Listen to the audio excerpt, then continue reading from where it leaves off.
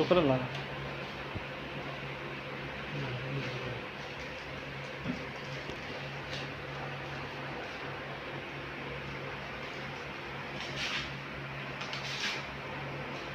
अस्सलाम वालेकुम। एक मेरी धी, एक मेरा पुत्र है। एक ने छानी दिव्यन लाइट और मेरी बेटी है।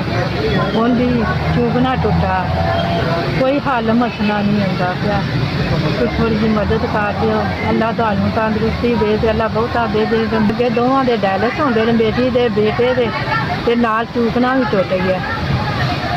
परेशान मैं बड़ी हाँ ते जे मदद कर देवो ते मेरी धी बच्चियां निक्के निक्के बच्चे ने, मेरी धी की बड़ी तकलीफ है।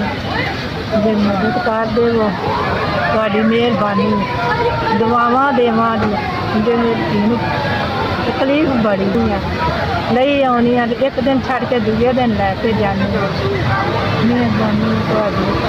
रोटी भी नहीं खा सकदे, राती असीं भुखे सुते हैं।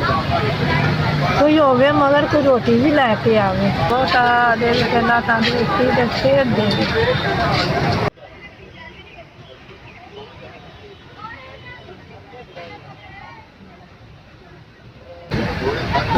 ना मैंने लोगों ने 10,000 रुपया दिता है ना, अल्लाह उन्होंने बहुता बहुता देवे।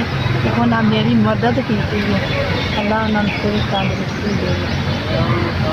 मेरी मदद 10,000 मिल गया तो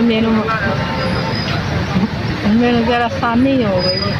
मेरे जल मैं इन्ना अपने बच्चे का इलाज करा, पहला भी तुसी मदद की, हुण भी की है। अगे तो मेरे एवं लग लुग गए, हुण तुसी की मदद। अल्लाह मेरे बच्चों कर दे, मेहरबानी बहुत बहुत।